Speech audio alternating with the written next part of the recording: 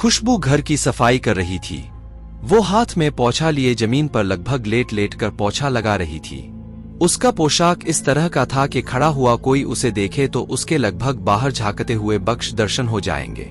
कौन नहीं देखना चाहेगा उसका तन, जो एकदम गदरीला और भरा हुआ था। बख्श स्थल काफी उभरा हुआ था, कमर पतली और लचीली थी। खुशबू दिखने में बेहद खूबसूरत और काफी आकर्षक थी। नैन नक्श में कोई कमी नहीं थी, परिपूर्ण सुंदरी लगती थी। भगवान ने शायद उसे फुर्सत से तो बनाया था, लेकिन उसकी किस्मत नहीं। घर की आर्थिक स्थिति खराब थी, इसलिए पढ़ना लिखना तो दूर, सजने संवरने का भी मौका नहीं मिलता था। दूसरों के दिए हुए कपड़ों से ही गुजारा चल रहा था। उसे कभी कभी अपनी माँ के साथ अमीरजादों के घर काम करने जाना पड़ता था। आज उसकी माँ नहीं आई थी तो राज साहब के यहाँ अकेली काम करने आई थी। अंदर बेडरूम में राज साहब और प्रिया जी थे। उनके बीच प्रातः प्रेम प्रसंग चल रहा था।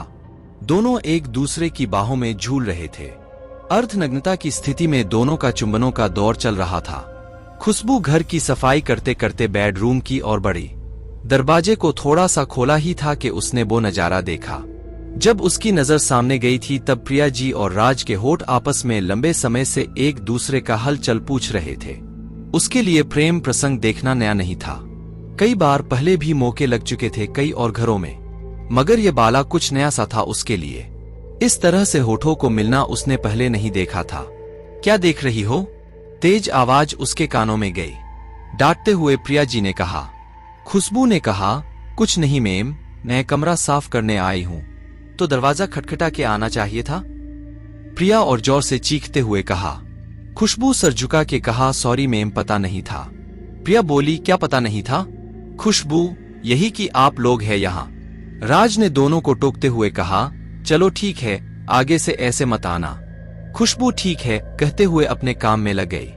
देखो, सभ्यता नाम की कोई चीज ही नहीं है, शर्म नाम की चीज ही नहीं है। अच्छा खासा मूड खराब कर दिया सुबह सुबह, प्रिया गुस्से से तमतमाती हुई बोली। राज ने कहा, गलती उसके नहीं है, हमें दरवाजा बंद करना चाहिए था। प्रिया, अरे अपने ही घर में कौन कैद होना चाहेगा? राज बोला, कैद कौन कर रहा है? चलो अब तैयार हो जाओ और ऑफिस का टाइम हो रहा है। प्रिया मुंह टेढ़ा करते हुए बाथरूम में चली गई। राज अधूरा अधूरा महसूस कर रहा था। उसके मन में छिनालपना जम ले चुका था। अब वो खुशबू को घूर के देख रहा था। सोच रहा था कच्ची कली अब परिपक्व होती जा रही है और तरह तरह के दुर्विचार सोचने लगा।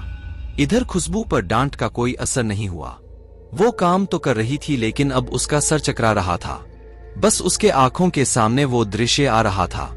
राज उसे घूरता रहा। वो अपना काम खत्म करके दूसरे घर चली गई। उसका मन फिर भी काम में कम, सोचने में ज्यादा लगा पड़ा था। अब उसे गुप्ता जी के यहाँ भी कुछ ऐसा ही देखने को मिला। मिस गुप्ता जी बेहद ही छोटे कपड़ों में हाथों में तौलिया लिए अपने बदन को साफ कर रही थी। देखने से मालूम पड़ रहा था जैसे वो अभी अभी स्नान करके निकली हो। और सामने बड़ा सा टेलीविजन चल रहा था। उसमें भी एक अधेड़ व्यक्ति एक लड़की के साथ प्रेम प्रसंग में लिप्त पाया। ऊपर से मिस गुप्ता जी भी उसे देखकर उत्तेजित हो रही थी और उनकी आंखों से साफ प्रेम की प्यास टपकती नजर आ रही थी। खुशबू का मन और भी मचलने लगा। मिस गुप्ता की नजर जब फर्श पर बैठी खुशबू पर पड़ी तो उन्होंने उसे अपने शरीर पर नारियल तेल की मसाज करने को बोला। मसाज करते समय मिस गुप्ता जी ने उसे अपने तरीके से कुछ काम कराए, जिससे खुशबू की जिज्ञासा की भूख और भी बढ़ने लगी। मिस गुप्ता जी ने जो करवाया उससे वो अनजान नहीं थी। वो बहुत कुछ समझ चुकी थी। शाम को घर पहुंची। दिन भर का घटनाक्रम उसके दिमाग में चल रहा था। खाया पिया और सोने चली गई। 2 छोटे छोटे कमरों का किराए का घर था। माँ बाप भाई बहन को मिला के 8 लोगों का परिवार। बड़े बच्चे एक कमरे में ठुस जाते थे और माँ बाप और छोटे भाई बहन दूसरे में। वैसे ये कोई नया नहीं था, लेकिन आज उसे नींद नहीं आ रही थी। बहुत देर करवटें बदलते बदलते कुछ समय व्यतीत हो गया। थोड़ी देर बाद उसके कानों में आवाजें सुनाई दी। उसने अपने आसपास देखा, भाई बहन तो सो रहे हैं। आवाजें लगातार आ रही थी। वो बाहर आई तो पता लगा कि आवाज तो बगल वाले कमरे से आ रही है। उसने ध्यान से सुना तो जाना ये आवाजें तो अश्लील है। वो लोग रति क्रिया में मग्न थे। जिज्ञासा बस उसने पूरा कार्यक्रम देखा। उसके बाद अपने स्थान पर आकर लेट गई। और अब वो भी अपने साथ इसी प्रकार की परिकल्पना करने लगी और मिस गुप्ता वाले काम याद आए तो करने लगी और कामोत्तेजना के समंदर में गोते लगाने लगी। स्थिति ये थी कि अब वो भी सब कुछ करना चाहती थी। देर रात जब उसे ठंडक महसूस हुई तब जाके उसे नींद आई। अगले दिन सुबह सुबह मिस्टर राज के यहाँ पहुंचकर राजमर्रा का काम करने लगी।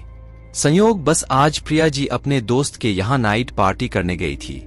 मिस्टर राज से रहा न गया और उन्होंने रसोई में काम कर रही खुशबू को पीछे से पकड़ लिया। खुशबू समझ चुकी थी ये मिस्टर राज है।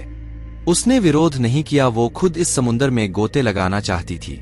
मिस्टर राज उसके बक्ष स्थल को सहला रहे थे और उसके गर्दन पर चुंबनों की झड़ी लगा चुके थे। धीरे धीरे खुशबू ने इस प्रसंग में सारी क्रियाएं प्रतिक्रियाएं की। आलम यह था कि बंजर सूखे कौतूहल पर प्रेम रूपी सावन बरस चुका था। इतने में प्रिया जी का आगमन हो गया। उन्होंने सारा नजारा देखा और उस नजारे की गवाह बनी। अपने पति और खुशबू पर इस कृत्य के लिए भड़क रही थी और खुशबू को छिनाल नाम से संबोधित कर रही थी। खुशबू का सर झुका हुआ था। प्रिया, छिनाल तेरी हिम्मत कैसे हुई ये करने की? तेरी उम्र क्या है? आग लग रही थी क्या? खुशबू ने नजरें झुका के जवाब दिया, जब आपको शर्मा अंकल की बाहों में देखा, फिर कल साहब के साथ देखा, फिर मिस गुप्ता जी ने मेरे से अपने गुप्तांगों की मसाज कराई, फिर जब मैंने अपने घर पर अपने घर वालों का प्रेम प्रसंग देखा, तो बताओ मैं अपने आप को कहाँ तक सुरक्षित रख पाती? खुशबू ने प्रश्न किया। अब सब शांत थे, कोई किसी से आंखें नहीं मिला पा रहे थे। दोस्तों, अब मेरा सवाल आप लोगों से है, बताओ कि इसमें किसकी गलती है, खुशबू की या अपने आसपास के वातावरण की? अगर आप कहानी पढ़ रहे हैं तो जवाब जरूर देना। धन्यवाद।